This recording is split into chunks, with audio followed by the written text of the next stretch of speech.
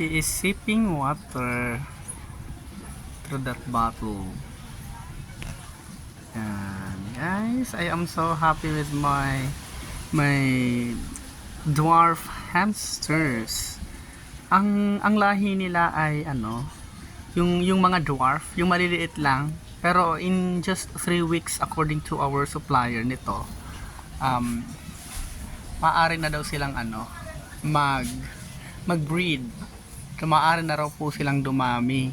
Now, I have here 4 hamsters, 2 couples. Ayan. Albino and color black. Ito yung isa. And then, the other pair is here. They are both white. Mga albino daw sila. Diba? So, bago pa lang sila sa akin, kaya wala pa silang masyadong accessories. No, alam nyo. Ang mahal, I mean, hindi naman mahal. Matagal lang. Kasi yung bibili ka sa online shop, diba? Papadeliver ka pa.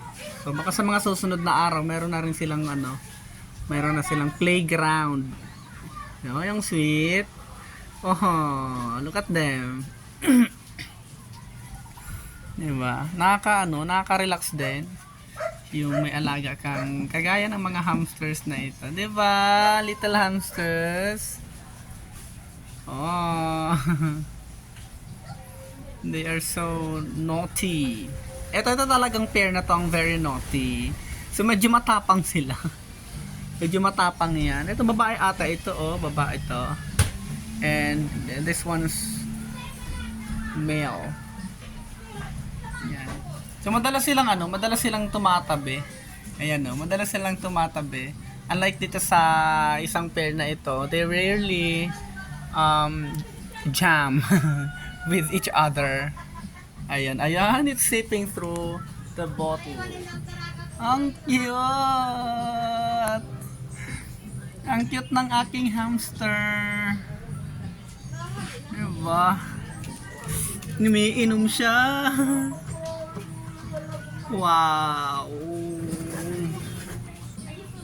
You're so cute! Ang galing!